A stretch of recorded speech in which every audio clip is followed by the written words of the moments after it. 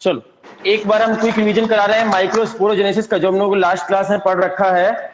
Microsporogenesis, उसको 1 minute में revision करते हैं फटाफट। याद है सभी बच्चों को माइक्रोस्पोरोजेनेसिस?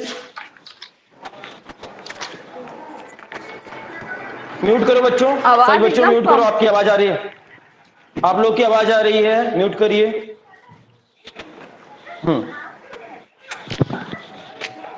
किसी घर की आवाज आ रही है, म्यूट करिए।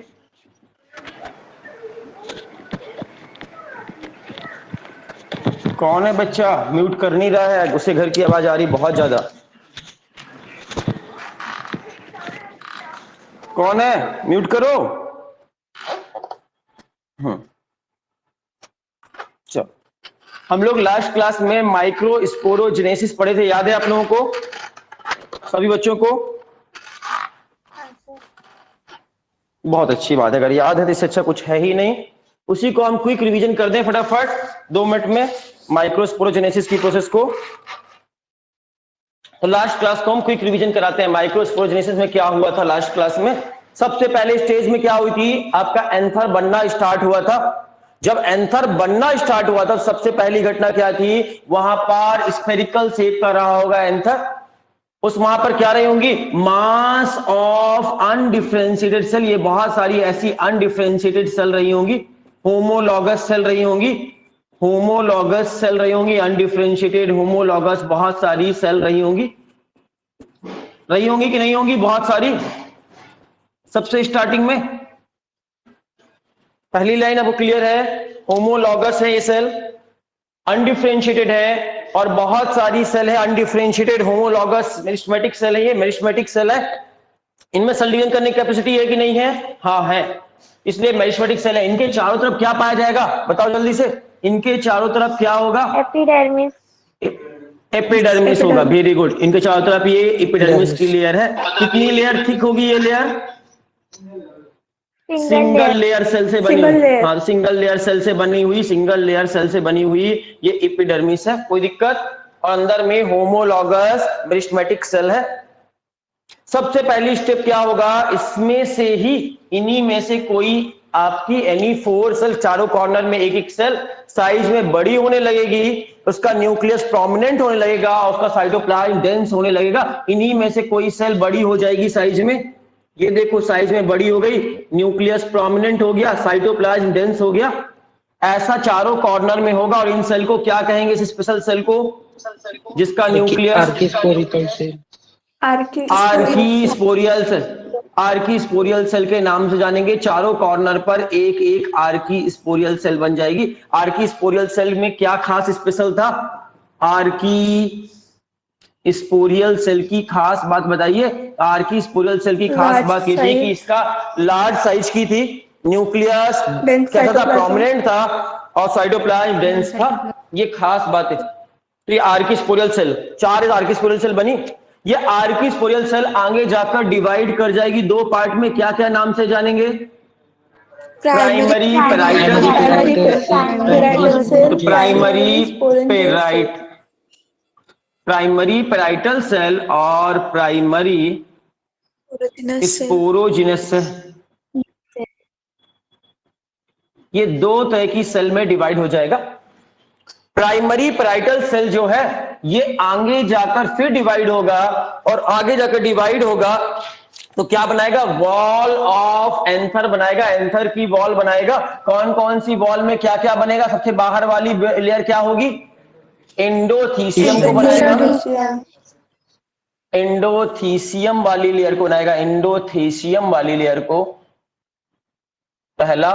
फिर मिडिल लेयर को बनाएगा, मिडिल लेयर को बनाएगा, और कौन सी लेयर को बनाएगा, टेपेटम को बनाएगा।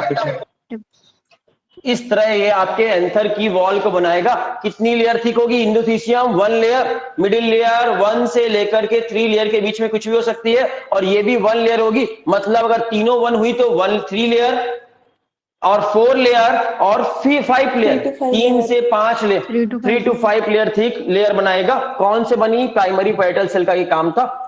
जबकि प्राइमरी स्पोरोजिनस सेल से आगे जाकर सेल डिवीजन होगा, और इससे कौन सी सेल बनेगी, स्पोरोजिनस सेल बनेगी। और स्पोरोजिनस सेल आगे जाकर फिर डिवाइड हो जाएगी। स्पोरोजिनस सेल आगे जाकर डिवाइड होगी तो इससे क्या बनेगी? माइक्रोस्पोर मदर सेल बनेगी। माइक्रोस्पोर मदर सेल, या इसको पॉलन मदर सेल भी बोल सकते हैं क्या? तो हाँ बोल सकते हैं। तो माइक्रोस्पोर मदर सेल या पॉलन मदर सेल के नाम से जानेंगे। और इसमें कौन सी घटना होगी? माइक्रोस्पोर मदर सेल में कौन सी घटना होगी? माइटोसिस या मियोसिस? मियोसिस नाम की प्रोसेस होगी। यहाँ पर मियोसिस होगा और मियोसिस से कौन सी सेल बनेंगे? माइक्रोस्पोर मदर सेल से क्या बनेगा? माइक्रोस्पोर बनेंगे। कितने माइक्रोस्पोर बनेंगे? 4 माइक्रोस्पोर बनेंगे। चारों माइक्रोस्पोर आपस में जुड़े हुए होंगे, इसलिए इसको माइक्रोस्पोर टेट्राड के नाम से जानेंगे। क्या? क्योंकि चारों माइक्रोस्पोर आपस में कनेक्टेड है दूसरे से, इसलिए माइक्रोस्पोर टेट्राड के नाम से जानेंगे। और ये माइक्रोस्पोर टेट्राड कुछ समय के बाद जब मैच्योर हो जाएगा एंथर, तो ये मैच्योर हो जाएगा, उसका सारा मॉइस्चर उड़ जाएगा, तो ये चारों माइक्रोस्पोर अलग अलग हो जाएंगे कि नहीं हो जाएंगे? और इस तरह माइक्रोस्पोर टेट्राड से अलग अलग हो जाएंगे और एक माइक्रोस्पोर बन गया। माइक्रोस्पोर का दूसरा नाम पोलन ग्रेन। तो माइक्रोस्पोर को पॉलन ग्रेन के नाम से भी जानते हैं। इस तरह माइक्रोस्पोर बनने की प्रोसेस को क्या कहेंगे? इस प्रोसेस को, इसमें माइक्रोस्पोर बनना है, इसलिए पूरी प्रोसेस को क्या कहेंगे? माइक्रोस्पोरोजेनेसिस। तो माइक्रोस्पोरोजेनेसिस यही था। आपकी एनसीईआरटी बुक में शॉर्टकट मारा है, डायरेक्ट यहां से स्टार्ट किया स्पोरोजिनस सेल से, यहां तक का ऊपर का जिक्र ही नहीं किया। कहा स्पोरोजिनस सेल है, उससे माइक्रोस्पोर मदर सेल बनेगी और म्यूसिस करके माइक्रोस्पोर बनेगा। 3 लाइन पे आपकी एनसीईआरटी बुक ने खत्म कर दिया है। आपको इतना ही इंपॉर्टेंट था सबसे ज्यादा, बाकी का आपके नॉलेज अपडेट करने के लिए, कॉन्सेप्ट डेवलप करने के लिए था, बाकी की चीजें कोई दिक्कत? अच्छा, इसी समय टेप्टम से क्या बन रहा होगा? टेप्टम से इसी समय जब यार माइक्रोस्पोर पैदा हो रहा था, उसी समय टेप्टम से क्या बनेगा? टेप्टम से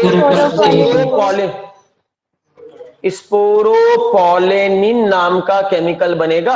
और ये स्पोरोपोलेनिन नाम का केमिकल यहां से टेप्टम से चलकर कहां आएगा? माइक्रोस्पोर के चारों तरफ ऐसे उसको घेर लेगा और चारों तरफ कवच बनाने का काम करेगा।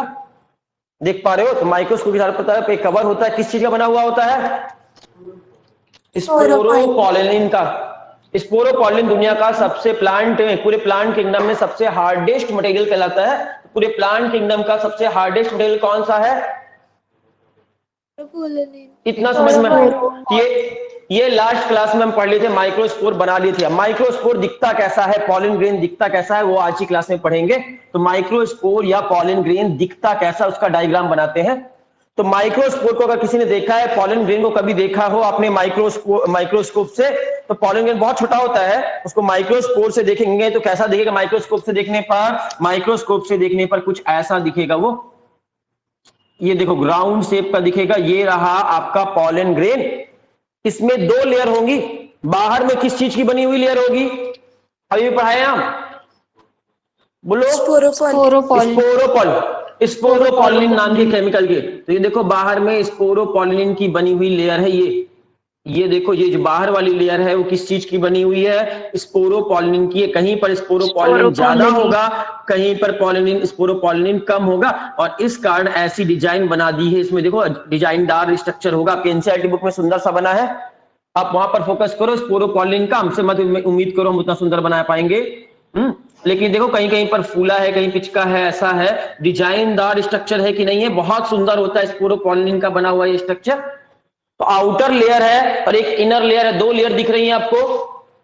पॉलन ग्रेन का डायग्राम देखेंगे, पॉलन ग्रेन का डायग्राम 2 लेयर का होता है। आप देख सकते हो, ये डायग्राम है आपके स्क्रीन पे, आप देख सकते हो। ये रहा पॉलन ग्रेन, बाहर वाली लेयर और अंदर वाली लेयर देख सकते हो। हम आपको स्क्रीन में दिखा रहे हैं पॉलन ग्रेन का एक्चुअल डायग्राम।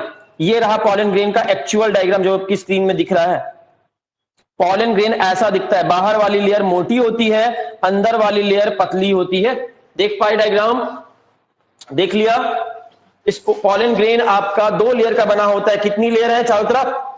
डबल लेयर है। बाहर वाली लेयर को क्या कहते हैं? तो बाहर वाली लेयर को एक्जाइन कहते हैं। क्या बोलेंगे? एक्जाइन के नाम से जानेंगे। और अंदर वाली लेयर को क्या कहेंगे? इंटाइन के नाम से जानेंगे। तो अंदर वाली लेयर को इंटाइन के नाम से जानते हैं, याद रख लो। एक्जाइन और इंटाइन दो लेयर होती है पॉलन ग्रेन के चारों तरफ। एक्जाइन का डायग्राम हम बना नहीं पाए हैं, हम आपको दिखा दिए हैं, सुंदर सा मोटा सा बनाना है, बना लो आप लोग तो अच्छी बात है। तो बाहर वाली लेयर क्या है? एक्जाइन है, और अंदर वाली लेयर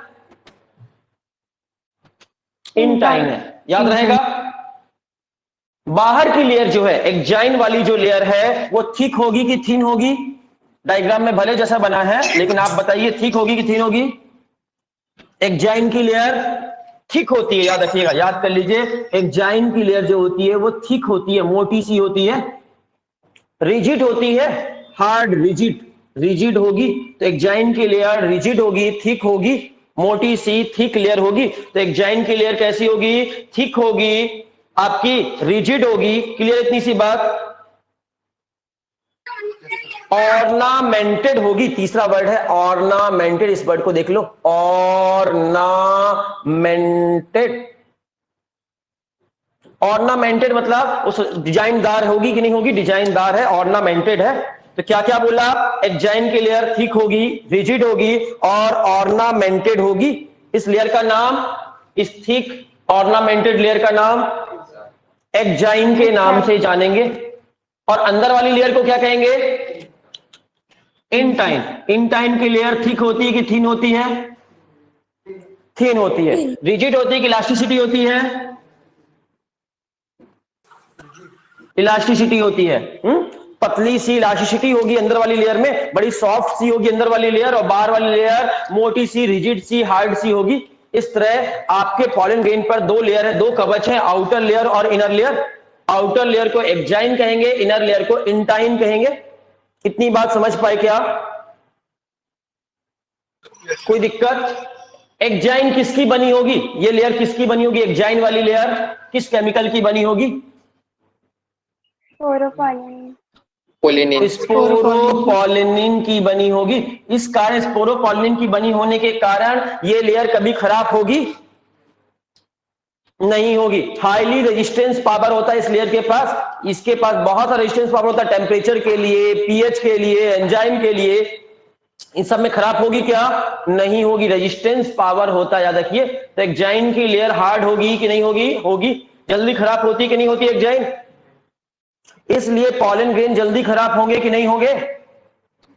तो अगर पॉलन ग्रेन कभी कहीं पर गिर जाएंगे तो सड़ेंगे, कभी सड़ेंगे, खराब होंगे, या वैसे के वैसे पड़े रहेंगे? तो हजारों सालों तक ये ऐसे के वैसे पड़े रहते हैं, जहां पड़े रहेंगे, जैसे पड़े रहेंगे, ये खराब नहीं होते। क्यों खराब नहीं होते पॉलन ग्रेन? क्योंकि इसके बाहर में स्पोरोपोलिनिन की बनी हुई मोटी सी लेयर होती है, जिसे हम एक्जाइन के नाम से जानते हैं। इतनी बात क्लियर है सभी को? नॉन डिग्रेडेबल है, बायोडिग्रेडेबल है या नॉन बायोडिग्रेडेबल है ये लेयर? एक्जाइन की लेयर नॉन बायोडिग्रेडेबल है,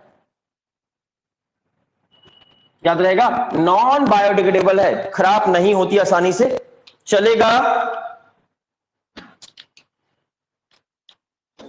किस चीज की बनी हुई है ये लेयर? एक्जाइन की layer. Very good.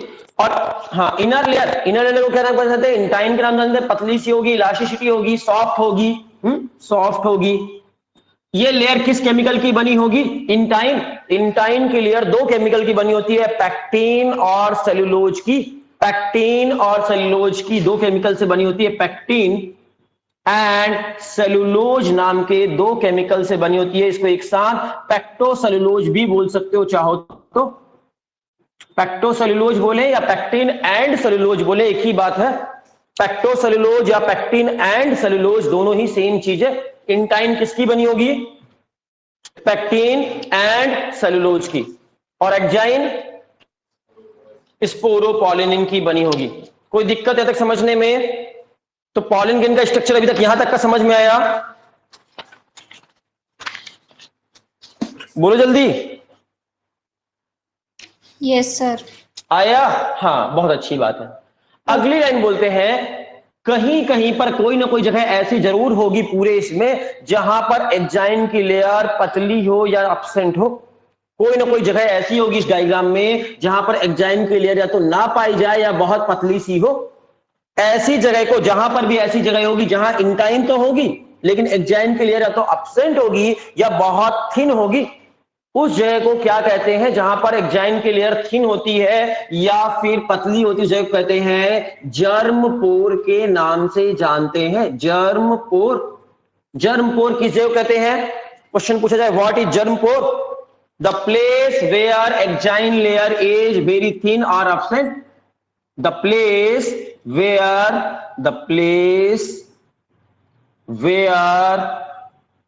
Exine layer are absent और वेरी थिन। जहां पर एग्जाइन की लेयर बहुत पतली हो या ना हो उस जगह को क्या कहते हैं? जर्म पोर कहते हैं। जर्म पोर मोनोकॉट प्लांट में कितने होंगे? तो मोनोकॉट प्लांट्स में ओनली वन जर्म पोर होता है। मोनोकॉट प्लांट अगर होगा तो उसमें कितने जर्म पोर होंगे? ओनली वन जर्म पोर होगा। दिख रहा ना स्क्रीन में आपको? तो ओनली वन जर्म पोर किसमें होता है? मोनोकॉट प्लांट में। तो मोनोकॉट प्लांट में कितने जर्म पोर होंगे? आपसे क्वेश्चन पूछा जाए तो आंसर बताइए। वन जर्म पोर होगा। डाइकॉट प्लांट में एक से ज्यादा जर्म पोर हो सकते हैं कि नहीं हो सकते? हाँ, हो सकते हैं। नाम से याद रखना, मोनो मींस वन, तो एक ही जर्म पोर होंगे इसमें। मोनोकॉट में एक ही जर्म पोर होंगे। डाइकॉट में एक से ज्यादा जर्म पोर हो सकते हैं, लेकिन चाहे जितने भी जर्म पोर हो उससे कोई लेना देना है क्या? नहीं है। सिर्फ हमको जरूरत कितने जर्म पोर की होती है? सिर्फ एक जर्म पोर की जरूरत होती है। जर्म पोर क्यों कहते हैं जगह को? सोचो, गेस करो, नाम में ही आंसर छिपा है। जर्म पोर, इस छेद से जर्मिनेशन होता है, इसीलिए इसे जर्म पोर कहते हैं। किस चीज का जर्मिनेशन होता है? पॉलन ग्रेन का जर्मिनेशन होता है। पॉलन ग्रेन जर्मिनेट होगा तो कहां से निकलकर?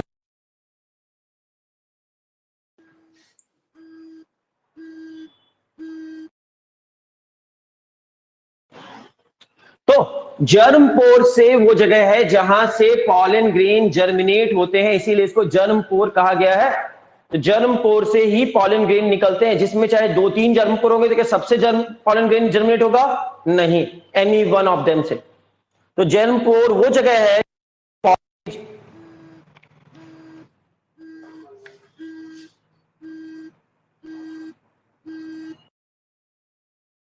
मेरी आप लोग को आवाज आ रही मेरी? तो जर्म पोर वो जगह होती है जहां से पॉलन ग्रेन जर्मिनेट होते हैं और वहां से क्या निकलती है? पॉलन ट्यूब निकलती है। कौन सी ट्यूब निकलती है? तो जर्म पोर से ही, याद रखिएगा, जर्म पोर वो जगह है जहां से, इसी जगह से पॉलन ग्रेन जर्मिनेट होंगे। पॉलन ग्रेन जर्मिनेट होंगे और इसी में से क्या निकलेगी? पॉलन ट्यूब बाहर निकलेगी। कौन सी ट्यूब निकलेगी? पॉलन ट्यूब बाहर निकलेगी। तो पॉलन ट्यूब कहां से निकलती है? जर्म पोर। कहां जर्मिनेशन कहां होता है पॉलन ग्रेन में? किस जगह से होगा? जर्म पोर। और पक्का एक जर्म पोर तो सभी में होगा, सभी पॉलन ग्रेन में, और एक से ज्यादा भी हो सकते हैं, कोई दिक्कत? जर्म पोर में एग्जाइन के लिए होगी या तो नहीं होगी, अगर हुई भी तो बहुत पतली होगी। कोई दिक्कत? जहां तक समझने में कोई दिक्कत है आपको? No sir. बहुत अच्छी बात है। जहां तक हमको समझ में आ गया, इतनी बात तो समझ गए, बहुत अच्छी बात है। पॉलन ग्रेन की स्टडी करने को क्या कहते हैं? हम पॉलन ग्रेन की स्टडी कर रहे हैं ना, तो मतलब क्या पढ़ रहे हैं? पैलिनोलॉजी कहते हैं। पैलिनोलॉजी। पॉलन ग्रेन की स्टडी करने को पैलिनोलॉजी कहते हैं। तो आज हम क्या कर रहे हैं? पैलिनोलॉजी कर रहे हैं। Palynology, palynology. पॉलन ग्रेन की स्टडी करने को पैलिनोलॉजी कहते हैं। लॉजी मींस स्टडी करना। तो पॉलन ग्रेन की स्टडी कर रहे हैं आज की क्लास में। कोई दिक्कत है? समझ गए क्या? कोई दिक्कत लगा तो बोलो जल्दी से, और नहीं लगा तो अगली बात समझने के लिए रेडी हो जाओ। पॉलन किट एक वर्ड पढ़ाए थे आपको, याद है किसी को? पॉलन किट एक वर्ड पढ़ाए थे? Yes sir. पॉलन किट नाम बदल लिए थे बस, इससे ज्यादा पढ़ाए नहीं, बोले तो पढ़ाएंगे। तो पॉलन किट कुछ जो आपके जिस प्लांट में पॉलिनेशन इंसेक्ट के द्वारा होता है, जिस प्लांट में पॉलिनेशन कौन करते हैं, पॉलिनेटर करते हैं, इंसेक्ट करते हैं, उन पॉलन ग्रेन्स के ऊपर एक चिपचिपा सा पदार्थ का येलो कलर की लेयर, येलो रंग नहीं मेरे पास, लाल रंग बना दे रहे हैं हम, येलो कलर के एक स्टिकी मटेरियल की ऑयल जैसी आपकी लेयर पाई जाती है। इसे ही पॉलन किट के नाम से जानते हैं। ये कैसा होगा, स्टिकी होगा कि नहीं होगा, चिपचिपा सा होगा, ऑयली होगा, कि चिपचिपा सा, स्टिकी नेचर का, स्टिकी होगा, ऑयली होगा, ऑयली लेयर होगी, स्टिकी लेयर होगी, ऑयली लेयर होगी। किस में पाई जाएगी, क्या सभी प्लांट में पाई जाएगी, सभी पॉलन ग्रेन में, या कुछ पॉलन ग्रेन में, कुछ किसी किसी पॉलन ग्रेन में पाई जाएगी, किसी किसी में नहीं पाई जाएगी। किस पॉलन ग्रेन में पाई जाएगी, जिन पॉलन ग्रेन्स को पॉलिनेशन करने के लिए इंसेक्ट की जरूरत पड़ती है, जिनको इंसेक्ट की मदद से पॉलिनेशन करते हैं, तो उसमें पॉलिनेटर जिसमें इंसेक्ट होता है उसमें पॉलन ग्रेन के चारों तरफ ये पॉलन किट पाई जाती है। पॉलन किट क्या कर देगी, पूरे पॉलन को क्या बना देगी, चिपचिपा सा बना देगी, स्टिकी बना देगी। जैसे कोई मक्खी, मच्छर, चिड़िया, कबूतर जो भी है, कोई बर्ड्स वगैरह, जैसे आकर इसके पॉलन ग्रेन को टच करेगा उसकी बॉडी में चिपक जाएंगे कि नहीं चिपक जाएंगे पॉलन ग्रेन। तितली उड़कर आई, तितली इसमें बैठी फूल में, तो उसमें पॉलन ग्रेन चिपकेंगे, किसकी मदद से चिपक जाएंगे, क्या ऐसी चीज है जो चिपक जाएगी, पॉलन किट बोलते हैं इसको। क्या बोलते हैं, पॉलन किट। ऑयली लेयर है, ऑयली लेयर है, इंसेक्ट वगैरह की बॉडी में चिपकने में हेल्प करती पॉलन ग्रेन को। किस रंग की होती है, येलो कलर की होती है। और ये पॉलन किट किस चीज की बनी होती है, पॉलन किट लिपिड और कैरोटीनॉइड की बनी होती है। पॉलन किट किस केमिकल की बनी होती है, लिपिड एंड कैरोटीनॉइड, कैरोटीनॉइड दो केमिकल की बनी होती है, लिपिड और कैरोटीनॉइड दो केमिकल की बनी होती है। कोई दिक्कत ये बात समझने में, लिपिड और कैरोटीनॉइड की बनी हुई ये पॉलन किट होती है जो पॉलन ग्रेन को चिपचिपा बनाती है, स्टिकी बनाती है, येलो कलर का बना देगी। पॉलन ग्रेन किस रंग का हो जाएगा इसकी वजह से, पॉलन किट की वजह से। और येलो रंग कलर जो है, येलो कलर कीड़े मकोड़ों को अट्रैक्ट करेगा कि नहीं करेगा, इंसेक्ट को। तो येलो कलर होने की वजह से इंसेक्ट को अट्रैक्ट करेगा, और जैसे ही इंसेक्ट इसकी सरफेस पर आएंगे ये उसकी बॉडी में चिपक जाएगा, चिपकने में स्टिकी है तो चिपक जाएगा। और तीसरा चीज है, पॉलन ग्रेन पर अगर यूवी रेज पड़ी, सन की लाइट पड़ी, अल्ट्रावायलेट रेज पड़ी सन की, तो पॉलन ग्रेन खराब होंगे क्या, नहीं होंगे। ये ऑयली लेयर जो है उसको प्रोटेक्शन दे देगी सन की लाइट से, इसलिए सन की लाइट में क्या पॉलन ग्रेन खराब हो जाएंगे, अल्ट्रावायलेट लाइट में नहीं होंगे। क्यों नहीं होंगे, तो किसकी पॉलन किट इस काम में उसको प्रोटेक्शन देगी। तो पॉलन किट के कोई 3 काम बताइए, protect the pollen grains from the ultraviolet light, second one is give the yellow color, attractive color to attract insect, give the yellow color to attract the insect, and third one is make the surface of pollen grain is sticky so that pollen grain can stick the pollinated body। इतनी चीजें pollen kit का काम था। Pollen kit complete हो गया, यहां पर pollen का स्ट्रक्चर हमने कंप्लीट कर डाला, कोई दिक्कत। जैसे ही पॉलन का स्ट्रक्चर कंप्लीट हो गया, पॉलन देखने में ऐसा दिखता है, अंदर का चीज अभी नहीं पढ़ा है, अंदर का मामला बचा हुआ है, अंदर क्या है, पॉलन ग्रेन बाहर से ऐसा दिखता है, यहां तक समझ गए हो।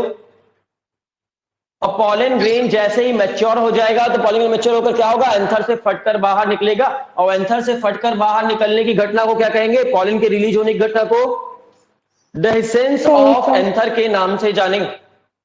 क्लियर है। डेhiscence ऑफ एंथर में कौन कौन सी लेयर का रोल है, एपिडर्मिस का रोल है और एंडोथीसियम का, 2 लेयर का मेन रोल है।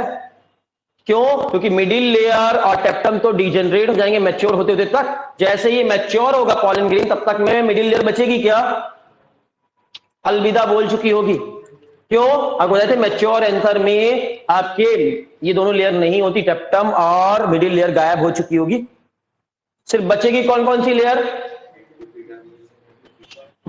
बताइए कौन से भाग से निकलेंगे, कौन से डेhiscence ऑफ एंथर किस जगह से होगा, एंडोथीसियम के किस पार्ट से होगा, जर्मपोर से या स्ट्रोमियम से, कंफ्यूज हो गए, स्ट्रोमियम पढ़ाए थे, हाँ, स्ट्रोमियम आपको पढ़ाए थे, ये भूल गए पिछली क्लास में पढ़ाए थे। इंडोथीसियम में जहां पर सेलुलोज फाइबर कैलोज बैंड नहीं पाए जाते उस जगह को स्ट्रोमियम कहते हैं, और स्ट्रोमियम से ही एंथर फटता है। तो डेहिसेंस ऑफ एंथर कहां से होगा? स्ट्रोमियम से, याद रखिएगा। हाँ, वहां जर्मपोर मत बोल देना, जर्मपोर से पॉलन ग्रेन जर्मिनेट होते हैं। कंफ्यूजन में तो नहीं हो रहा है बच्चों? कंफ्यूज करने वाला है ये वर्ड, इसलिए आपसे क्वेश्चन पूछा जा सकता है। स्ट्रोमियम और जर्मपोर क्लियर है? किसी को डाउट है तो पूछो, जल्दी से एक बार बता देते हैं। कोई दिक्कत है? हाँ, स्ट्रोमियम, इंडोथीसियम की लेयर जब आपको पढ़ाए थे तो इंडोथीसियम की लेयर में कुछ जगह ऐसी होती है जहां पर कैलोज बैंड और सेलुलोज फाइबर नहीं पाए जाते, उस जगह को स्ट्रोमियम कहते हैं, और एंथर वहीं से फटता है। Dehiscence of anther occur from stomium. कोई दिक्कत? स्ट्रोमियम से ही डेहिसेंस ऑफ एंथर होता है। और जर्मपोर में क्या होता है? जर्मपोर में एक्जाइन नहीं पाई जाती, जर्मपोर में एक्जाइन नहीं होती, और पॉलन ग्रेन यहीं से जर्मिनेट होते हैं। तो पॉलन ग्रेन का जर्मिनेशन पूछ रहे हैं या डेहिसेंस ऑफ एंथर पूछ रहे हैं, सोच कर आंसर देना, कंफ्यूजन मत करना। अब डेहिसेंस ऑफ एंथर अगर आपको क्लियर है, कोई प्रॉब्लम नहीं है, तो अब हम चलते हैं अंदर का मामला समझते हैं, अंदर क्या होगा। माइक्रोगैमेटोजेनेसिस कह सकते हो, माइक्रोगैमेटोजेनेसिस पढ़ रहे हैं, गैमेट का फॉर्मेशन कैसे होता है, क्या होता है, गैमेट का फॉर्मेशन, माइक्रोगैमेटोजेनेसिस पढ़ते हैं, अंदर की प्रोसेस। पॉलन ग्रेन के अंदर न्यूक्लियस होगा कि नहीं होगा? जब बना होगा तो पॉलन ग्रेन के अंदर न्यूक्लियस होगा कि नहीं होगा? हाँ, होगा। कितने न्यूक्लियस होंगे? माइटोसिस, मियोसिस से बना था कि माइटोसिस से बना था? माइक्रो ये पॉलन ग्रेन माइटोसिस से बना था या मियोसिस से? मियोसिस से। इसलिए इसके अंदर न्यूक्लियस जो होगा वो हैप्लॉइड होगा कि डिप्लॉइड न्यूक्लियस होगा? हैप्लॉइड न्यूक्लियस होगा। देखो, ये पॉलन ग्रेन के अंदर जो एक न्यूक्लियस था, ये एक न्यूक्लियस जो था वो डिवाइड करेगा, ध्यान से समझना। सबसे पहली घटना क्या होगी? Only one nucleus of pollen grain divide by unequal mitotic division. वहां पर माइटोसिस होगी, इक्वल माइटोसिस होगी कि अनइक्वल होगी? अनइक्वल माइटोसिस होगी। यहां पर कौन सा डिवीजन होगा? सेल डिवीजन होगा। रिपीट कर रहे हैं, ध्यान सुनना। पॉलन ग्रेन के अंदर, यहां पर पहले देखो, पहले बाद में मुख से देख लेना। पॉलन ग्रेन के अंदर न्यूक्लियस होगा कि नहीं होगा? कितने न्यूक्लियस होंगे? वन न्यूक्लियस होगा। ये वन न्यूक्लियस में क्या होगी? माइटोसिस होगी, सेल डिवीजन होगा। एक से न्यूक्लियस से कितने न्यूक्लियस बन जाएंगे? दो न्यूक्लियस बन जाएंगे, माइटोसिस होगी। इक्वल डिवीजन होगा कि अनइक्वल? अनइक्वल डिवीजन होगा, और इस अनइक्वल डिवीजन से एक सेल से दो सेल, एक न्यूक्लियस से दो न्यूक्लियस बन जाएंगे। एक न्यूक्लियस छोटा सा होगा और दूसरा न्यूक्लियस बड़ा सा होगा। कोई दिक्कत? एक छोटा सा न्यूक्लियस बना देते हैं, ये देखो छोटा सा न्यूक्लियस है, और एक बड़ा सा न्यूक्लियस बना देते हैं, ये देखो बड़ा सा न्यूक्लियस। तो वो एक न्यूक्लियस से डिवीजन थे, दो न्यूक्लियस बन गए कि नहीं बन गए? माइटोसिस हुई कि नहीं हुई? तो माइटोसिस हुई, माइटोसिस के दौरान अनइक्वल सेल डिवीजन हुआ, और इस वजह से दो न्यूक्लियस बने। एक छोटा साइज का न्यूक्लियस जिसको जेनरेटिव न्यूक्लियस के नाम से जानेंगे, जेनरेटिव न्यूक्लियस, जेनरेटिव न्यूक्लियस। और ये बड़े वाले को किस नाम से जानेंगे? Vegetative nucleus.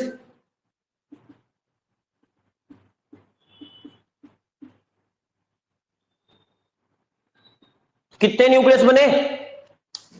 पॉलन ग्रेन के अंदर पहले एक ही न्यूक्लियस था, उसने अनइक्वल सेल डिवीजन किया, अनइक्वल डिवीजन माइटोसिस की, और उससे कितने न्यूक्लियस बन गए? छोटे वाले को जनरेटिव न्यूक्लियस कहेंगे, बड़े वाले को वेजिटेटिव न्यूक्लियस कहेंगे। कोई दिक्कत? अब इन दोनों ही न्यूक्लियस के चारों तरफ साइटोकाइनेसिस होगी कि नहीं होगी? होगी। इसका कारण क्या बनेगी? सेल बनेगी कि नहीं बनेगी?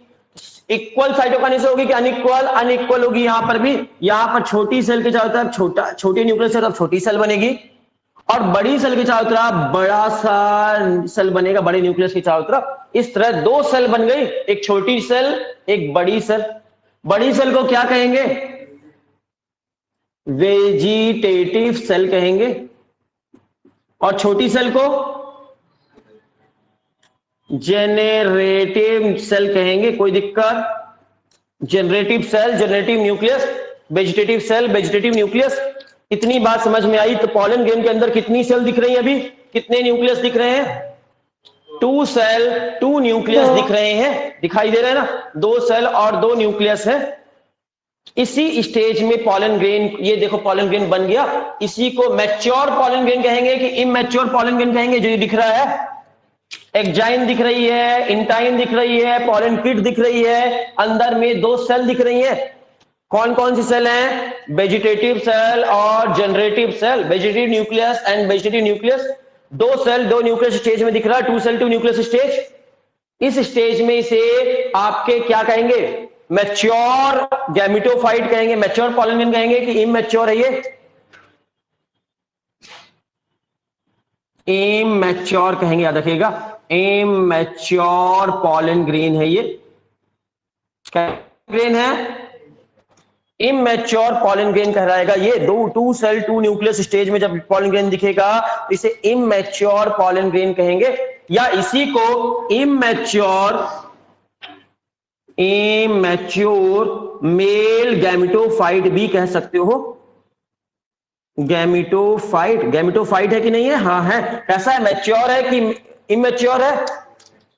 इमैच्योर मेल गैमेटोफाइट का डायग्राम है आपके, डायग्राम जो स्क्रीन पे बना है। ये 2 सेल 2 न्यूक्लियस स्टेज है, और इस स्टेज में ये मैच्योर मेल गैमेटोफाइट है या इमैच्योर है?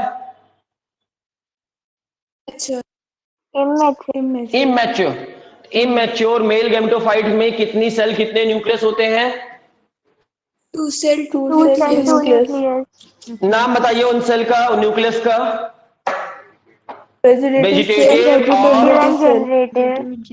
Cell and generative cell. Very good. Most of the plant में, लगभग मोर देन 60% प्लांट में पॉलिनेशन किसी स्टेज में होता है? इसी स्टेज में होता है। पॉलिनेशन होना इसी स्टेज में होता है। एंथर फट जाता है यहीं पर, एंथर मैच्योर होकर फट जाता है मोस्ट ऑफ द प्लांट में। अभी एंथर फट जाएगा, पॉलन ग्रेन हवा में रिलीज हो जाएंगे, और किसी की मदद से उड़ते हुए या किसी की पॉलिनेटर की मदद से ये कहां पहुंच जाएंगे? अब कहां पहुंच जाएंगे पॉलन ग्रेन? उड़ते हुए स्टिग्मा में जाकर लैंड कर जाएंगे। फीमेल सेक्स ऑर्गन में जो स्टिग्मा स्टाइल ओवरी है, गाइनोशियम है, कार्पेल है, कार्पेल में जाकर लैंड कर जाएंगे। तो देखो अब क्या होगा आगे। रफ कर दे इधर साइड, स्क्रीनशॉट वगैरह लेना तो ले लो फटाफट, हम रफ कर रहे हैं। लेना है किसी को कुछ? ले लो फटाफट, ले लो।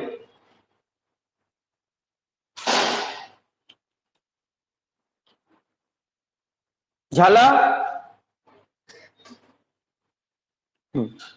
चल, तो अब देखना, ये पॉलन ग्रेन उड़ता उड़ता गया, उड़ता तीर कहां जाकर गिरेगा? ये पॉलन ग्रेन उड़ता हुआ किसके पास पहुंचेगा? ये उड़ते उड़ते पहुंच जाएगा फीमेल सेक्स ऑर्गन में। कहां पर पहुंच गया? फीमेल सेक्स ऑर्गन में। कहां पर? कार्पेल में। कार्पेल के स्टिग्मा में पहुंच जाएगा। तो ये देखो स्टिग्मा है, ये स्टाइल है, और नीचे में ये रही ओवरी, फीमेल सेक्स ऑर्गन है ये प्लांट का। इसे कार्पेल के नाम से जानते हैं, ये वाला आपका है। तो कार्पेल के नाम से जानते हैं। और ये फीमेल सेक्स ऑर्गन, इसके 3 पार्ट है। ये ऊपर वाले पार्ट को स्टिग्मा कहते हैं, इस पार्ट को स्टाइल कहते हैं, और नीचे वाले पार्ट को ओवरी कहते हैं। स्टिग्मा, स्टाइल, ओवरी 3 पार्ट दिख रहे हैं आपको। ये पॉलन ग्रेन उड़ता हुआ कहां जाकर गिरेगा? स्टिग्मा में। सबसे बाहर में ये देखो स्टिग्मा में पहुंचा, ये रही सपोज एक्जाइन है उसकी। उसके बाद ये देखो सपोज इंटाइन है, इंटाइन बना देते हैं, ये रही इंटाइन। ये रही मान लो वेजिटेटिव सेल, और ये रही छोटी सी जनरेटिव सेल। वैसे जनरेटिव सेल वेजिटेटिव सेल के अंदर घुस जाती है, वैसे अगर आप डिटेल में पढ़ोगे, जानना चाहो तो जनरेटिव सेल जो है वो वेजिटेटिव सेल के अंदर ही घुस जाती है, उसी के अंदर समा जाती है। कोई बात नहीं, अलग अलग ही बना दिए हैं। तो वेजिटेटिव सेल, जनरेटिव सेल, और ये एक्जाइन इंटाइन दिख रहा है आपको। ये पॉलन ग्रेन उड़ता हुआ गया, कोई दिक्कत? कहां पहुंचा पॉलन ग्रेन? ये पॉलन ग्रेन जो है कहां पहुंच गया? बोलो। किस जगह पर है अभी? स्टिग्मा। स्टिग्मा। स्टिग्मा में। स्टिग्मा में यहाँ पर बहुत सारे न्यूट्रिएंट पड़े हुए होंगे, कई तरह का सुगर, वाटर, मॉइस्चर, ऐसी बहुत सी चीजें होगी कि नहीं होगी? न्यूट्रिएंट होगा कि नहीं होगा? तो ये पॉलन ग्रेन भर मन पानी पिएगा, भर मन न्यूट्रिएंट्स को एब्जॉर्ब करेगा, यहां से वाटर एब्जॉर्ब कर लेगा, बहुत सारा वाटर एब्जॉर्ब कर लेगा, बहुत सारा मिनरल एब्जॉर्ब कर लेगा, बहुत सारा न्यूट्रिएंट एब्जॉर्ब कर लेगा, शुगर एब्जॉर्ब कर लेगा। और जब बहुत सारी चीजें इसके अंदर भर जाएंगी, इसके अंदर कंटेंट बढ़ जाएगा कि नहीं बढ़ जाएगा? यहाँ का ये सब कुछ इसके अंदर भर गया, जिसके अंदर में कंटेंट ज्यादा हो जाएगा, कम हो जाएगा? मेरी बात समझना। पॉलन ग्रेन उड़ता हुआ कहां गिरा? स्टिग्मा में। जैसे ही स्टिग्मा में गिरा तो it absorb the water nutrients from the stigma. Stigma से इसने न्यूट्रिएंट और वाटर को पी लिया, बहुत सारा एब्जॉर्ब कर लिया, और एब्जॉर्ब करते ही ये फूल जाएगा कि पिचक जाएगा? फूल जाएगा। जल्दी बोलो ऑनलाइन वाले। फूल जाएगा। फूल जाएगा तो प्रेशर लगेगा कि नहीं लगेगा? अंदर की दीवार बाहर बड़ा करने की कोशिश करेगी कि नहीं करेगी? धक्का मारेगी कि नहीं मारेगी? इंटाइन फ्लेक्सिबल है कि रिजिड है? इंटाइन फ्लेक्सिबल है कि रिजिड है? फ्लेक्सिबल है, बाहर भागने की कोशिश करेगी इंटाइन, लेकिन एक्जाइन इसको भागने देगी क्या? एक्जाइन रिजिड है, एक्जाइन बोलेगी नहीं, जितना यहीं रहो, इससे बाहर जाने की जरूरत नहीं है। तो दोनों का झगड़ा होगा, एक्जाइन बोलेगी नहीं जाना है, इंटाइन बोले जाना है, दोनों झगड़ा करेंगे। कौन सी जगह है जहां से वीक पॉइंट होगा? एक्जाइन का वीक पॉइंट कहां पर होगा? जर्मपोर। जर्मपोर वाली जगह से इंटाइन भाग जाएगी कि नहीं निकलकर? तो मान लो ये रहा जर्मपोर था सपोज, तो यहां से इंटाइन की लेयर बड़ी होकर बाहर निकल आएगी कि नहीं निकल आएगी? क्यों निकली? कारण बताइए। इंटाइन की लेयर बड़ी होकर बाहर क्यों आ गई? कारण बताइए। इंटाइन की लेयर बड़ी होकर इसलिए आ गई क्योंकि उसके अंदर का कंटेंट ज्यादा हो गया, अंदर में नलीफाई करने के लिए इंटाइन बड़ी हो गई कि नहीं हो? और बड़ी होकर जर्मपोर से बाहर निकल गई कि नहीं निकल गई? और अगर इंटाइन जर्मपोर से बाहर निकल जाएगी, इस घटना को क्या कहेंगे? इंटाइन अगर जर्मपोर से बाहर निकल आएगी तो बोलेंगे जर्मिनेशन हो गया, पॉलन ग्रेन जर्मिनेट हो गया। क्या घटना कहलाएगी ये? Germination of pollen grain. समझ गए? ये पॉलन ग्रेन, ये जो निकली इंटाइन बाहर निकली, वो अब अंदर घुसने लगेगी, इसके अंदर घुस जाएगी कुछ देर के बाद। उसके बाद कहां पहुंच गई? स्टिग्मा के अंदर घुस गई कि नहीं घुस गई? और भागती जाएगी और बड़ी होती जाएगी, होती जाएगी, होती जाएगी। स्टाइल में पहुंच गई कि नहीं पहुंच गई? ये देख पा रहे हो? स्टिग्मा से स्टाइल तक पहुंच गई कि नहीं पहुंच गई? कौन पहुंची? कौन है ये? कौन? इंटाइन की, इंटाइन है कि लेयर है? इंटाइन की मेम्ब्रेन है, और इंटाइन की मेम्ब्रेन लंबी होती जा रही, किस शेप की है? ट्यूबुलर शेप की है। कहां से निकली है? पॉलन ग्रेन से निकली है, इसलिए इसे पॉलन ट्यूब कह सकते हैं क्या? पॉलन ग्रेन से निकली हुई ट्यूब बोल सकते हैं क्या? तो आपसे कभी भी क्वेश्चन पूछा जाए पॉलन ट्यूब एक्चुअली में होती क्या है? एक्सटेंशन ऑफ इंटाइन बोल सकते हैं क्या? पॉलन ट्यूब को एक्सटेंशन ऑफ इंटाइन बोल सकते हैं क्या? इंटाइन का एक्सटेंशन है। मेरी बात समझ रहे हो? पॉलन ट्यूब क्या है? पॉलन ट्यूब कहां से बनी? एक्जाइन से कि इंटाइन से? एक्सटेंशन ऑफ इंटाइन है। इंटाइन जब बड़ी हो जाएगी तो वही पॉलन ट्यूब कहलाती है। पॉलन ट्यूब कहां से कहां पहुंची? पहले स्टिग्मा में गई, फिर स्टिग्मा से स्टाइल में गई, और स्टाइल से अब ओवरी में जाएगी कि नहीं जाएगी? ओवरी के अंदर कौन होता है? ओवरी के अंदर कौन रहता है? ओव्यूल्स होता है कि नहीं होता ओवरी के अंदर? Something like this. ये रहा ओव्यूल। ये कौन है? ओव्यूल्स है। ओवरी के अंदर ओव्यूल्स होता है। पढ़ाए थे आपको ओव्यूल्स का स्ट्रक्चर, कई बार पढ़ा चुके हैं, सभी को याद है ओव्यूल्स का स्ट्रक्चर? ओव्यूल्स के अंदर कौन होता है? ओव्यूल्स के अंदर कौन होता है? पॉलन सैक होता है। ये सब आपको पढ़ाए थे पहले, याद करो, 11th में पढ़ा चुके हैं। खैर अभी यहां पढ़ाने की जरूरत नहीं है, बस इतना समझ लो कि पॉलन ट्यूब कहां बनती है, किससे बनी है? किससे बनी है? इंटाइन। इंटाइन से। और इंटाइन से, इंटाइन के एक्सटेंशन से बनी। कहां से कहां कहां पहुंच गई? पहले स्टिग्मा में घुसी, फिर स्टाइल में घुसी, और फिर ओवरी में चली गई कि नहीं चली गई? तो पॉलन ट्यूब ओवरी तक गई कि नहीं गई? और जब गई तो इसके अंदर में क्या क्या बना था? ये दोनों क्या थे? वेजिटेटिव सेल और जनरेटिव सेल थे कि नहीं थे? तो ये वेजिटेटिव सेल, जनरेटिव सेल जो है वो इन टाइम से पॉलन ट्यूब में आ जाएंगे कि नहीं आ जाएंगे? यहां से खाली होकर यहां से अंदर ही अंदर ये सारी चीजें बाहर आ जाएंगी कि नहीं आ जाएंगी इसके थ्रू? तो ये देखो, ये आ गई वेजिटेटिव सेल और generative cell. Generative cell, vegetative cell, ये सब वेजिटेटिव सेल है, जनरेटिव सेल है, ये आ गई कि नहीं आ गई इसमें पॉलन ट्यूब में? यस और नो में आंसर दीजिए। वेजिटेटिव सेल और जनरेटिव सेल जो थी वो पॉलन ट्यूब में आ जाएंगी कि नहीं आ जाएंगी? बोलो यस और नो। आ गई। वेजिटेटिव सेल ये है और जनरेटिव सेल भी आ गई। जनरेटिव सेल यहां जैसे पहुंचेगी, जनरेटिव सेल डिवाइड हो जाएगी और दो सेल में डिवाइड हो जाएगी, दो मेल गैमेट बना देगी। क्या बना ली यहां पर? Male gamete. कितने मेल गैमेट बन गए? 2। किससे बने? किस सेल से बने? बोलो। Generative cell.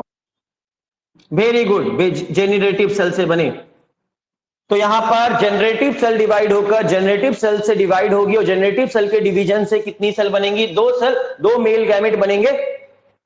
कहां पर ये सारी घटना हुई? कहां पर हुई सारी घटना? पॉलन ट्यूब के अंदर हुई सारी घटना। कहां पर हुई ये सारी घटना? कहां हो रही है? जनरेटिव सेल डिवाइड हो रही है, जनरेटिव सेल के डिवाइड होने से दो मेल गैमेट बने। इस तरह ये घटना कहां पर हुई? Pollen tube. पॉलन ट्यूब में। इस तरह बताइए, अभी पॉलन ग्रेन में कितनी सेल और कितने न्यूक्लियस दिख रहे हैं? Right now 3 cell and 3 nucleus है कि नहीं राइट नाउ पॉलन ग्रेन के अंदर?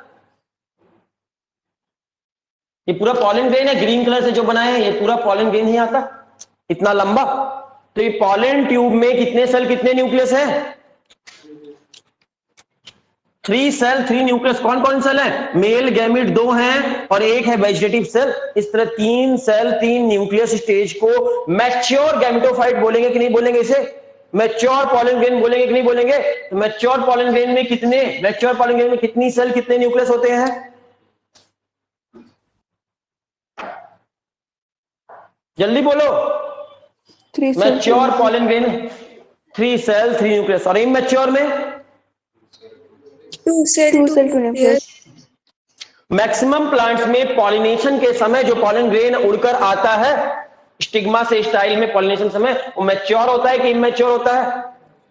इमैच्योर। उसमें कितनी सेल होती है? 2 सेल 2 न्यूक्लियस होते हैं उससे आपका। तो इसका मतलब maturation of pollen grain take place in anther और कार्पेल। क्या आंसर होगा? कहां पर हुआ मैच्योरेशन? कार्पेल में हुआ। मेल सेक्स ऑर्गन में हुआ या फीमेल सेक्स ऑर्गन में? मेल गैमेटोफाइट का मैच्योरेशन कहां होता है? मेल सेक्स ऑर्गन में या फीमेल सेक्स ऑर्गन में? Female sex organ. Female sex organ में। तो मेल गैमेटोफाइट इमैच्योर हालत में यहां पहुंचा था और यहां पहुंचकर इसने मैच्योरेशन किया, यहां से न्यूट्रिएंट्स लिए बहुत सारे पिए और न्यूट्रिएंट्स पूल पीकर पॉलन ट्यूब बनाई और इस पॉलन ट्यूब में जनरेटिव सेल से 2 टुकड़े हो गए, 2 पार्ट में डिवाइड हो गई, 2 मेल गैमेट का फॉर्मेशन कर दिया। इस तरह के पॉलन ट्यूब के अंदर कितनी सेल होती हैं? 3 सेल होती है। एक है वेजिटेटिव सेल और 2 है मेल गैमेट। यहां तक कोई दिक्कत है तो पूछ लो।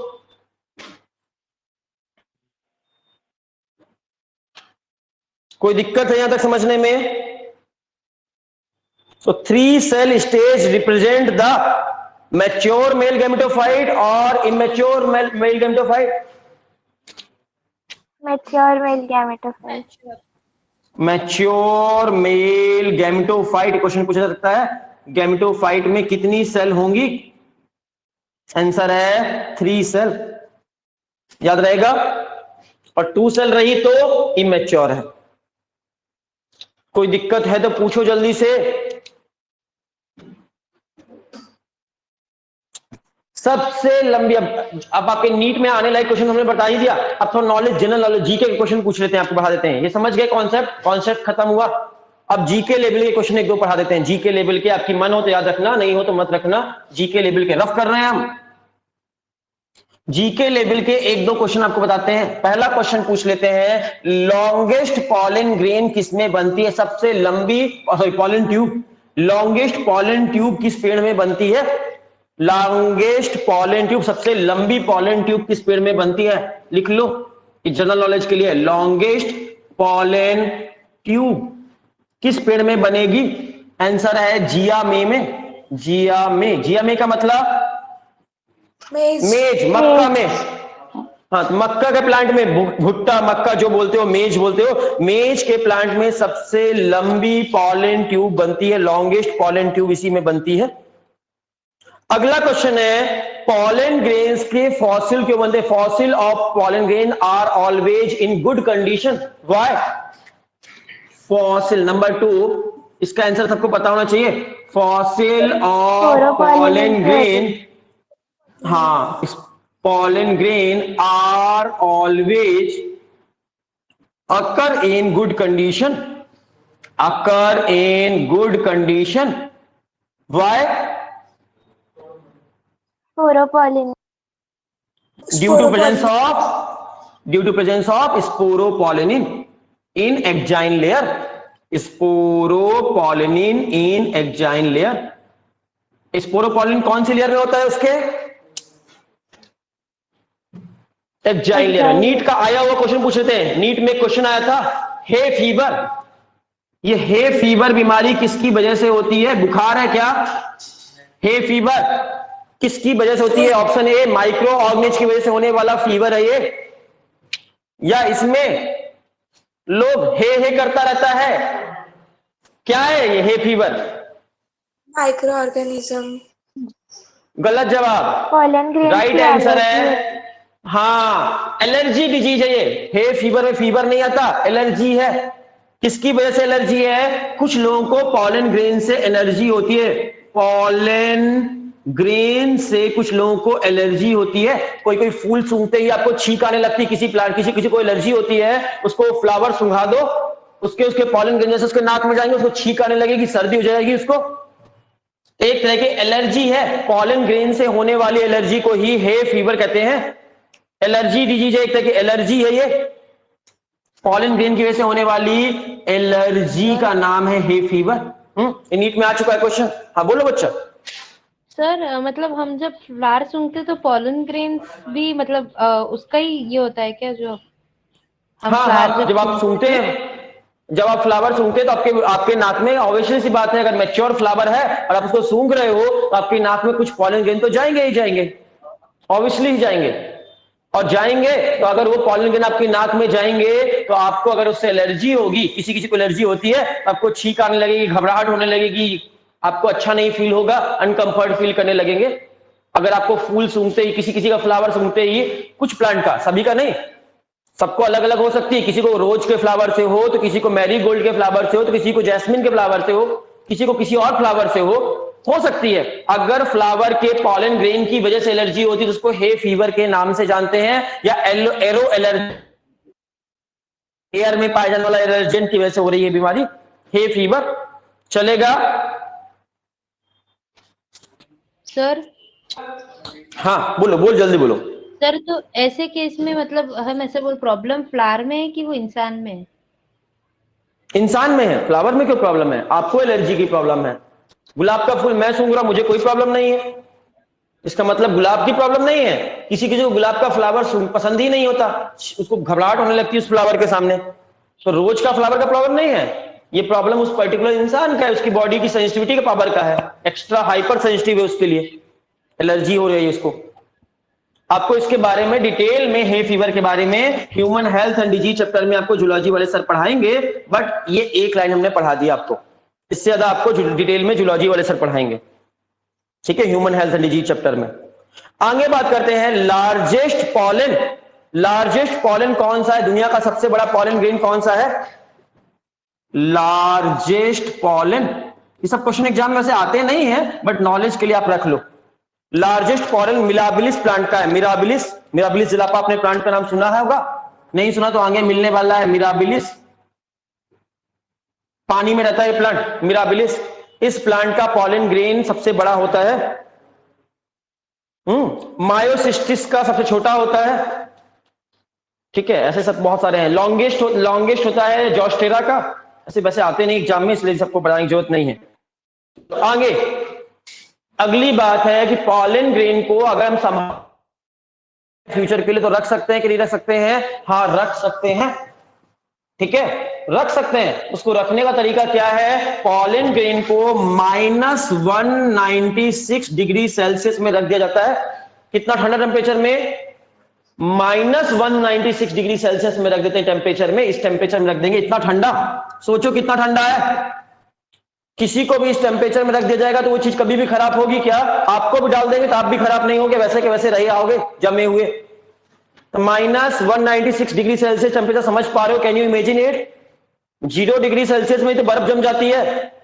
-2 -3 में आप कब कपाने लगते हो बहुत तेज। -196 डिग्री सेल्सियस टेम्परेचर, समझ लो कितना ठंडा होगा। Can you imagine it? You can't imagine it, क्योंकि कभी तक आज तक आपने फील किया ही नहीं है। आपकी इमेजिनेशन पावर से भी ज्यादा ठंडा। तो -196 डिग्री सेल्सियस टेम्परेचर कैसे मेंटेन करते हैं? लिक्विड नाइट्रोजन इसी टेम्परेचर में होता है। लिक्विड नाइट्रोजन का टेम्परेचर यही है। लिक्विड नाइट्रोजन का टेम्परेचर आपसे पूछा जाए तो यही है। -196 डिग्री टेम्परेचर में लिक्विड नाइट्रोजन में डालकर किसी भी चीज को रख देंगे, वो कभी खराब होगी क्या? नहीं होगी, वो हमेशा वैसी की वैसी ही रहेगी जैसा रख दिया जाएगा। इस घटना को क्रायो प्रिजर्वेशन कहते हैं। क्रायो प्रिजर्वेशन के नाम से जानते हैं इस टेक्निक को। तो क्रायो प्रिजर्वेशन में टेम्परेचर कितना रखा जाता है? -196 डिग्री सेल्सियस में। हाँ, और किसी भी चीज को रख दे इतनी ठंडी चीज में लिक्विड नाइट्रोजन में, इस घटना को क्रायो प्रिजर्वेशन के नाम से जानते हैं। चलेगा? और इन पॉलन ग्रेन को जहां बहुत सारे इकट्ठा करके रखेंगे उस जगह को पॉलन बैंक के नाम से जानेंगे। जैसे बैंक होता है ना, जैसे पॉलन बैंक पूछे वहां पॉलन ग्रेन बहुत सारे रखे होंगे, तो जगह को क्या बोलेंगे? पॉलन बैंक है। समझ पाए क्या? और आज की क्लास का लास्ट लाइन सुन ले, इसके बाद क्लास खत्म करेंगे। लास्ट लाइन ये है कि पॉलन ग्रेन की वाइबिलिटी अलग अलग होती है। पॉलन ग्रेन हजारों साल तक खराब नहीं होते, लेकिन पॉलन ग्रेन का काम क्या है? मेल गैमेटोफाइट है, उनको जाकर फीमेल के साथ पॉलन ट्यूब बनाना है, फर्टिलाइजेशन करना है। तो क्या लाइफ टाइम कभी भी कर सकते हैं? आज से 1000 साल पहले पॉलन ग्रेन गिरा था, क्या ये अभी भी वाइबल होगा? चांसेस बहुत कम है, चांसेस बहुत कम है। तो पॉलन ग्रेन की वाइबिलिटी कितनी होती है? तो अलग अलग पॉलन ग्रेन की अलग अलग वाइबिलिटी होती है। कुछ प्लांट में पॉलन ग्रेन सिर्फ आधा घंटे के लिए, 30 मिनट के लिए ही वाइबल होते हैं। कुछ प्लांट्स में पॉलन ग्रेन सिर्फ 30 मिनट के लिए वाइबल होते हैं, तो कुछ प्लांट्स में पॉलन ग्रेन महीनों तक वाइबल रह जाते हैं। तो viability of pollen grain vary करती है कि नहीं वैरी करती? जैसे राइस का प्लांट में, बीट के प्लांट में 30 मिनट में ये पॉलिनेशन हो गया तो हो गया, वरना खराब हो जाएंगे। कुछ प्लांट बात करें, सोलेनेसी फैमिली के जो प्लांट है उसे महीनों तक रहते हैं। इसकी वाइबिलिटी वैरी करेगी कि नहीं करेगी? वाइबिलिटी वैरी करेगी, 30 मिनट से लेकर फ्यू मंथ तक हो सकती है। कोई दिक्कत? यहां तक समझ में आ गया क्या? Yes sir. और अगर आ गया है तो यहीं पर हमारा मेल वाला सब कुछ हमने पढ़ा दिया। मेल गैमेटोफाइट बन गया आपका। मेल वाला सब कुछ पढ़ लिया, अब बचा है आपको फीमेल वाला सब कुछ पढ़ने का। तो मेल सेक्स ऑर्गन वाला पोर्शन मेरी तरफ से खत्म हो गया। एनसीईआरटी से एक बार रीडिंग मारिएगा पूरा मेल वाला, और आपको कहीं दिक्कत लग रही होगी तो पूछिएगा। हाँ, एक लाइन आपके एक्स्ट्रा मिल सकता है, वो हम आपको डिटेल में जो एक्स्ट्रा मिलेगा वो बता देते हैं। आजकल लोग पॉलन में बहुत ज्यादा न्यूट्रिएंट्स होता है, पॉलन में बहुत ज्यादा न्यूट्रिएंट रिच होता है, इसीलिए पॉलन की टैबलेट आजकल बाजार में बिकती है, बहुत एनर्जी मिलती है उससे। पॉलन टैबलेट मेडिकल दुकानों में मिलती है, इसको फूड सप्लीमेंट के रूप में लोग खाते हैं। तो पॉलन टैबलेट को बहुत सारे लोग खाते हैं फूड सप्लीमेंट के तौर पर। सिरप भी आता है इसका, मार्केट में बिकता है, ठीक है। एथलेटिक्स प्लेयर इसको खाते हैं तो उनका क्या होता है? उनका स्टेमिना बढ़ता है उससे। स्टेमिना बढ़ाने के लिए एथलेटिक्स प्लेयर बहुत ज्यादा ये पॉलन ग्रेन की टैबलेट वगैरह बाजार में मिलती है, उसको खाते हैं। अब आपका होमवर्क आज का है पूरा मेल सेक्स ऑर्गन तक पूरा कंप्लीट आपको रीडिंग करनी है एनसीईआरटी बुक, और जिस पैराग्राफ में प्रॉब्लम लगेगी वो पैराग्राफ को या उस लाइन को अंडरलाइन कर मुझे व्हाट्सएप में भेज देना, हम उसको समझा देंगे आपको, उस लाइन को, उस पैराग्राफ को, ठीक है। या हमको कुछ ज्यादा लंबा पैराग्राफ होगा तो हमको बोलना, हम नेक्स्ट क्लास में उसको डिस्कस कर लेंगे। आज ही क्लास यही खत्म करेंगे, ठीक है। नेक्स्ट क्लास में अगर आपने कुछ नहीं पूछा तो फीमेल रिप्रोडक्टिव ऑर्गन से स्टार्ट करेंगे, और पूछ लिया तो बात अलग है, नहीं पूछा तो फीमेल रिप्रोडक्टिव ऑर्गन से स्टार्ट करेंगे। थैंक यू बच्चों। सर बोलो बोलो जल्दी बोलो।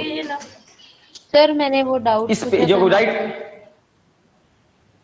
पूछा था, आज फिर से उंगली करके भेज दो, अभी तुरंत थोड़ी देर में हम देख लेते हैं, वहीं पर हमने ध्यान नहीं दिया होगा, ठीक है।